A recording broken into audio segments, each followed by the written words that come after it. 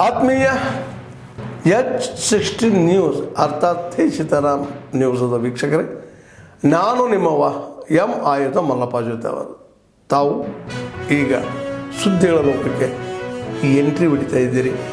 ಈ ಸುದ್ದಿಗಳನ್ನು ಪ್ರತಿಯೊಂದು ನೋಡೋ ಜೊತೆಗೆ ನಿಮ್ಮ ಅಭಿಪ್ರಾಯಗಳನ್ನು ಹಚ್ತಾ ಇರಿ. ಯಾಕಂದರೆ ಈ ಸುದ್ದಿಗಳು ನಿಮಗಾಗಿ, ನಿಮ್ಮ ಬದುಕಿಗಾಗಿ, ನಿಮ್ಮ ವೈಚಾರಿಕೆಗಾಗಿ, ನಿಮ್ಮ ತಿಳುವಳಿಕೆಗಾಗಿಯೂ ನಿಮಗೂ ಗೊತ್ತು.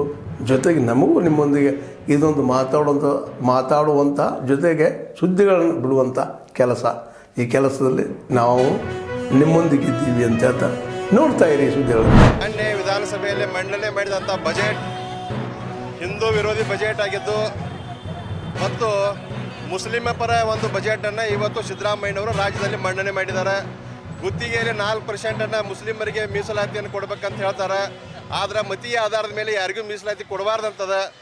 ಅದಕ್ಕೆ ಸಿದ್ದರಾಮಯ್ಯನವರು ಏನು ಬಜೆಟನ್ನು ಮಂಡಿಸ್ತಾರೆ ತೀವ್ರವಾಗಿ ನಾವು ಖಂಡಿಸ್ತೀವಿ. ಮತ್ತು ಇವತ್ತು ರೈತರಿಗೆ ಅನ್ಯಾಯ ಮಾಡಿದ್ದಾರೆ.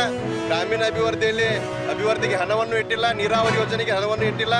ಮತ್ತು ಸ್ಪಷ್ಟವಾಗಿ ಕೂಡ ಇವತ್ತು SCP TSPಗೆ ಇಟ್ಟಂಥ ಹಣವನ್ನು ಬೇರೆ ಉದ್ದೇಶಕ್ಕೆ ಬಳಸುವಂಥದ್ದು ಹುನ್ನಾರು ಕೂಡ ನಡೀತಾ ಇದೆ. ಮತ್ತು ಏನು ನಮ್ಮ ಶೋಷಿತ ಸಮುದಾಯದ ಅಭಿವೃದ್ಧಿಗೆ ಇಟ್ಟಂಥ ಹಣವನ್ನು ಕೂಡ ಅದನ್ನು ಬೇರೆ ಉದ್ದೇಶಕ್ಕೆ ಬಳಸೋದ್ರ ಮುಖಾಂತರ ಈ ಸರ್ಕಾರದ ಖಜಾನೆ ಖಾಲಿಯಾಗಿದೆ. ಈ ಸರ್ಕಾರ ನಡೆಸಲಿಕ್ಕೆ ಅವರಿಗೆ ಆಗ್ತಾ ಇಲ್ಲ. ಮತ್ತು ಅಧಿಕಾರಿಗಳ ಒಂದು ಪೇಮೆಂಟ್ ಸಹ ಕೊಡೋಕ್ಕೋಸ್ಕರ ಕೂಡ ಈ ಸರ್ಕಾರಕ್ಕೆ ಆಗ್ತಾ ಇಲ್ಲ. ಯಾವುದೋ ಒಂದು ಯೋಜನೆ ಜಾರಿ ಮಾಡಬೇಕಾದ್ರೆ ಇವತ್ತು ವಿನಾವೇಶ ಆಗ್ತಾ ಇದ್ದಾರೆ. ಇವತ್ತು ಅವ್ರ ಪಕ್ಷ ಶಾಸಕರು ಇವತ್ತು ಸರ್ಕಾರದ ವಿರುದ್ಧ ಬಂಡೇಳುವಂಥ ಸಂದರ್ಭ ಇವತ್ತು ಬಂದೊದಗಿದೆ. ಈ ಸಂದರ್ಭದಲ್ಲಿ ಏನು ಸಿದ್ದರಾಮಯ್ಯವ್ರ ಬಜೆಟನ್ನು ಮಂಡನೆ ಮಾಡಿದ್ದಾರೆ ಅದನ್ನು ಭಾರತೀಯ ಜನತಾ ಪಾರ್ಟಿ ತೀವ್ರವಾಗಿ ಖಂಡಿಸ್ತಾ ಇದೆ. ಮತ್ತು ಹಿಂದೂಗಳಿಗೆ ಒಂದು ಚೆಂಬನ್ನು ಕೊಟ್ಟಂಥ ಅದು ಬಜೆಟ್ ಆಗಿದೆ. ಯಾಕಂದ್ರೆ ಹಿಂದೂಗಳಿಗೆ ಪೂರಾ ಅನ್ಯಾಯವನ್ನು ಮಾಡಿದ್ದಾರೆ, ಶೋಷಿತ ಸಮುದಾಯಕ್ಕೂ ಅನ್ಯಾಯ ಮಾಡಿದ್ದಾರೆ, ಮತ್ತು ರೈತರಿಗೂ ಕೂಡ ಈ ಸರ್ಕಾರ ಅನ್ಯಾಯವನ್ನು ಮಾಡಿದೆ ಅಂತ ಈ ಸಂದರ್ಭದಲ್ಲಿ ನಾವು ಹೇಳ್ತೀವಿ.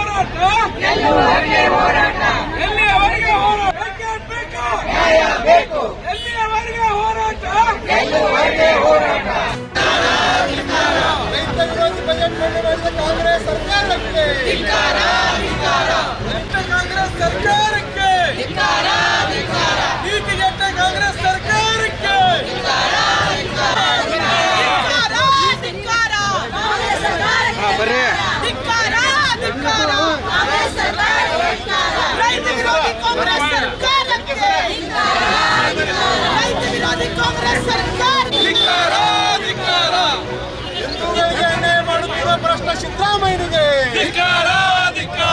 ಓಲೈಕ ರಾಜಕಾರಣ ಮಾಡುತ್ತಿರುವ ಮುಖ್ಯಮಂತ್ರಿ. ಬೆಳಗಾವಿ ಮಹಾನಗರ ಪಾಲಿಕೆಯ ಸದಸ್ಯರಾದ ಜಯಂತ್ ಜಾಧವ್ ಮತ್ತು ಮಂಗೇಶ್ ಪವಾರ್ ಅವರ ಸದಸ್ಯತ್ವವನ್ನು ಆರಿಸಿ ರದ್ದು ಮಾಡಿದರು. ಸದಸ್ಯರ ಪದದಿಂದ ಅನರ್ಹಗೊಳಿಸಿದರು. ಇಲ್ಲಿಯ ಕಾಂಗ್ರೆಸ್ ಸರ್ಕಾರ, ಕಾಂಗ್ರೆಸ್ ಮುಖಂಡರು ಮಾತನಾಡಿದ್ದಾರೆ. ಅದಕ್ಕೆ ನಾವು ನ್ಯಾಯಾಲಯದಲ್ಲಿ ಪ್ರಶ್ನೆ ಮಾಡಿದ್ವಿ. ನ್ಯಾಯಾಲಯ UD ಸೆಕ್ರೆಟರಿ ಅವರಲ್ಲಿ ಮತ್ತೊಮ್ಮೆ ಇದರ ಬಗ್ಗೆ ಹಿಯರಿಂಗ್ ಆಗಬೇಕಂತ ಆದೇಶ ಮಾಡಿತ್ತು. ಆ ಪ್ರಕಾರ UD ಸೆಕ್ರೆಟರಿ ಅವರು ನಿನ್ನೆ ಹಿಯರಿಂಗ್ ಮಾಡಿ ಅವರು ನಾವೇನು ಸಹಿ ಆದೇಶಕ್ಕೆ ತಡೆ ನೀಡಿದ್ರು ಅದು ತಡೆ ಕೊಡಲಿಲ್ಲ, ವಿರುದ್ಧ ಆದೇಶವನ್ನು ಮಾಡಿದರು. ಅದನ್ನು ಪ್ರಶ್ನಿಸಿ ಮತ್ತೆ ನಾವು ಇವತ್ತು ನ್ಯಾಯಾಲಯಕ್ಕೆ ಹೋಗಿದ್ವಿ, ಕರ್ನಾಟಕ ಉಚ್ಚ ನ್ಯಾಯಾಲಯಕ್ಕೆ. ಅಲ್ಲಿ ಇವತ್ತು ಉಚ್ಚ ನ್ಯಾಯಾಲಯ ಏನು RC ಮತ್ತು ಪ್ರಿನ್ಸಿಪಲ್ ಸೆಕ್ರೆಟರಿ UD ಮಾಡಿದಂಥ ನಿರ್ಣಯವನ್ನು ಯಾಜ್ಞೆಯನ್ನು ಕೊಟ್ಟು ಮಂಗೇಶ್ ಪವಾರ್ ಮತ್ತು ಜಯಂತ್ ಅವರು ಚುನಾವಣೆಯಲ್ಲಿ ಸ್ಪರ್ಧೆ ಮಾಡಬಹುದು ಮತ್ತು ಚುನಾವಣೆಯಲ್ಲಿ ಮತದಾನವನ್ನು ಮಾಡಬಹುದು ಅಂತೇಳಿ ಆದೇಶ ಕೊಟ್ಟಿದ್ದಾರೆ. ಹೀಗಾಗಿ ನ್ಯಾಯಾಲಯದ ನಾವು ಆಭಾರಿಯಾಗಿದ್ದೆವು. ಮತ್ತು ಇದನ್ನು ಸಮರ್ಥವಾಗಿ ವಾದ ಮಂಡಿಸಿದಂತಹ ದೇವರಾಜ್ ಪಾಟೀಲ್ ಅವರು ಮತ್ತು ಪೂನಂ ಪಾಂಡೆ ಅವರಿಗೆ ನಾವು ಅಭಿನಂದನೆ ಸಲ್ಲಿಸ್ತೀವಿ. ಮತ್ತು ಸತ್ಯಕ್ಕೆ ಜಯ ಅನ್ನೋದನ್ನು ಇವತ್ತು ನ್ಯಾಯಾಲಯ ಹೇಳಿದ್ದದ. ನ್ಯಾಯಾಲಯದಲ್ಲಿ ಇವತ್ತು ನ್ಯಾಯಾಧೀಶರ ಸರ್ಕಾರ ಆತ್ಮೀಯರೇ, ಎಲ್ಲ ಸುದ್ದಿಗಳನ್ನು ನೋಡಿದ್ರಲ್ಲ, ಏನು ಅನಿಸ್ತು ನಿಮಗೆ?